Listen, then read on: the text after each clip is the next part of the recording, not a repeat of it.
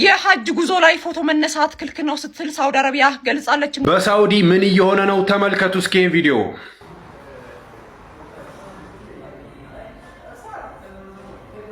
የቀልብ በሽታዎች ሁለት ናቸው።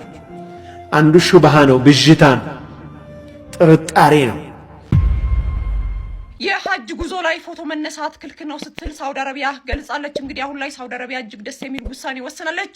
የ2026 የሐጅ ጉዞ ላይ ማለት ነው ሁለቱ ቅዱሳን መሳጅድ ቦታዎች ላይ በፍጹም ፎቶ መነሳት ክልክል ነው ስትልም ገልጻለች። እንግዲህ ይህን የከለከለችበት ዋነኛው ምክንያት ደግሞ የቦታው ቅዱስነት ለመጠበቅ ነው ስትልም ነው የገለጸችው። በሳውዲ ምን እየሆነ ነው? ተመልከቱ እስኪ ቪዲዮ።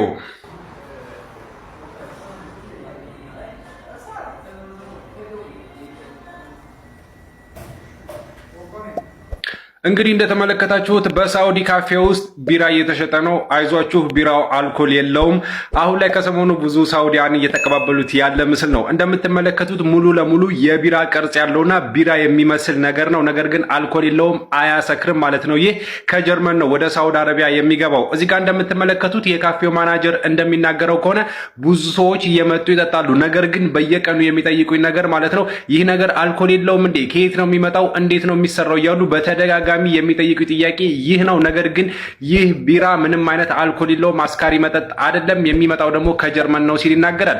እናም ይህ ካፌ ማናጀር እንደሚናገረው ከሆነ በሳውዲ የመድኃኒት ቁጥጥር ባለስልጣን በደንብ ተጣርቶ ወደ ሀገር ውስጥ እንደሚገባና በህጋዊ መንገድ እንደሚከፋፈል ነው እንግዲህ ማስረዳት የያዘው ማለት ነው። ብዙ ሳውዲያንም ይህን ነገር እየተጠቀሙ ነው። አብዛኞቹ ግን አሁንም ድረስ እንደሚጠራጠሩ ነው። ለምሳሌ እዚህ ጋር የምትመለከቷት ማለት ነው ልክ ቢራ የጠጣሁ ያክል ነው የሚሰማኝ ስትል ማለት ነው ትሰማለች። ነገር ግን ብዙ ጊዜ ሞክሬዋለሁ ስትልም ትሰማለች ማለት ነው። ይህ ቢራ የተዘጋጀው ሙስሊም ላልሆኑ ዲፕሎማቶች ነበር። አሁን ግን በየሳውዲ ካፌ ውስጥ እንዲገባም ተደርጓል። አሁን ላይ ብዙ ሳውዲያንም እየተዝናኑበት ይገኛሉ። እናንተ ምን ታስባላችሁ? እያለማመዷቸው ይሆን? በኮሜንት አሳውቁኝ። ለተመሳሳይ መረጃ ግን የፕላስ ምልክቷን መጫናችሁን አትርሱ።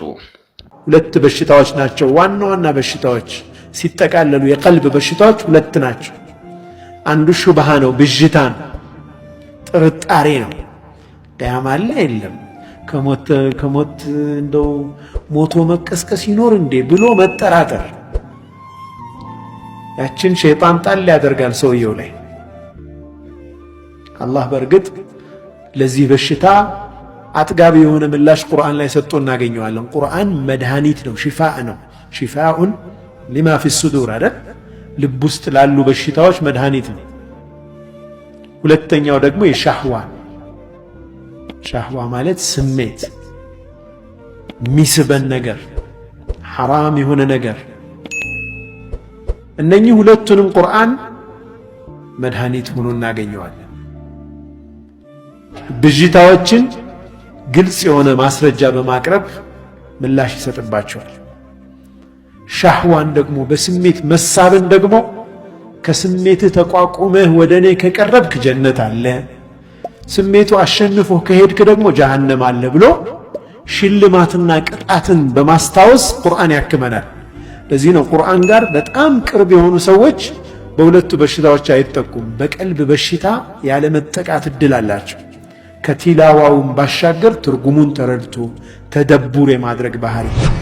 የኹዋን የሴት ልጅ ቆዳ ከምንድን ነው? እናንተ አይበርዳችሁም ወለሽ? እኔ አሁን ከቤት ስወጣ አንድ ሁለት ሶስት ልብስ ብቻ ነው ለብሼ የምወጣው። ቅምጻት ሙሉ ለብሼ በወጣ ደስ ይለኛል። ላኪን ስወጣ ማያቸው ሴቶች ከደ ይገርመኛል። እነዚህ ልብሳቸውን ረስተው ነው ከቤት የወጡት። ወላ እነዚህ ጠራዛም መሆን ነው ፈልገው ነው። እሺ አበል ልብስ ይሽቃል። ልብስ ልበሱ። ያኒ አሁን ወንድ ልጅ ተራ ልብስ እንደዚህ አጭር ምናምን መልበስ አያስፈልግ። ብረት ብትለብሽ ያይሻል።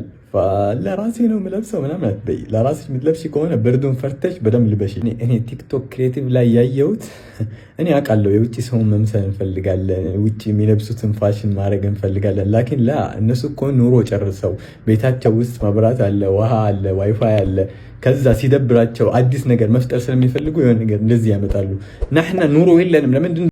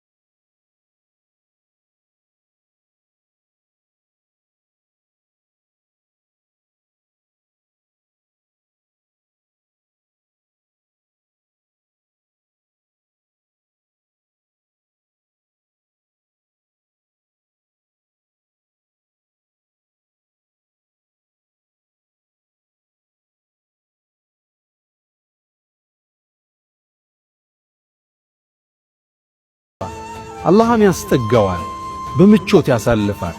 ከዛም ይላሉ ነቢዩ ዓለይሂ ሰላቱ ወሰላም ጀነት በር ላይ ሌላ ዛፍ ያሳየዋል። ከዛ ታገሰ። አላህ እንዴት ይጠይቀው? ቅድም አልጠይቅም ብሎ ምሏል፣ ግን ደግሞ ጓጉቷል። ነቢዩ ምን አሉ? ወረብሁ ያዕዝሩ ጌታ አውቆ ይቅር ይለዋል። ምነው ትዕግስት የሚያሳጣ ነገር እያየለው። ከዛ ትንሽ ይቆዝምና እጁን ያ ረብ ይላል። አላህ ሆይ ወደዚህ ዛፍ አስጠጋኝ ይላል። አንተ የአደም ልጅ ሆይ አልጠይቅም አላልከኝም እንዴ? ከዚህ በኋላ አልጠይቅህም ይለዋል። አላህ ወደ ዛች አስጠጋዋል። ምቾት ተሰምቶት ድንገት ሲመለከት የጀነቱን ዓለም ያየዋል። ነቢያቶች ሲጓዙ፣ ሳልሆቹ የጀነት ጎዳና ላይ ሲረማመዱ፣ ሑረል ዐይኖቹ ጋር ሲዘምሩ፣ የጀነት ንፋሶች መጥተው ዛፍ ቅጠሉን ሲያራግቡት የሚወጣ ድምፅ አለ የሚያምር። ያ ተሰምቶ አይታወቅም የተባለለትን ዓለም ያን ውብ ዓለም ያለበት ያንስበታል። አላህ ሆይ ይላል። አሁን ምን ፈለክ ይለዋል። ጀነት አስገባኝ ይለዋል አላህ። የአደም ልጅ ሆይ ይለዋል አላህ። ጥያቄህን ግን የሚቆርጥልህ ነገር ምንድነው ይለዋል። ይችን ዱንያም ያህል እሷንም ተጨማሪ ሁለት አድርጌስ ንግስና ብሰጥህ ይበቃሃል ይለዋል። ነቢዩ ምን አሉ እዚህ ቦታ ላይ? ይሄ ባሪያ ጠየቀ፣ አላህ ወይ አንተ የዓለማት ጌታ ሆነ እኔ ጋር እየቀለድክብኝ ነው ይለዋል። አተስተህዚኡ ቢ ነው የሚለው ሐዲሱ። ላ ይለዋል አላህ፣ እየቀለድኩብህ አይደለም፣ እኔ ግን በምችለው ነገር ሁሉ ቻይ ነኝ ይለዋል። ይህ ሰው የዱንያን 2 እጥፍ ያህል ግዛት ተሰጥቶት የመጨረሻው ሰው ጀነት እንዲገባ ይደረጋል አሉ ነብዩ አለይሂ ሰላቱ ወሰላም።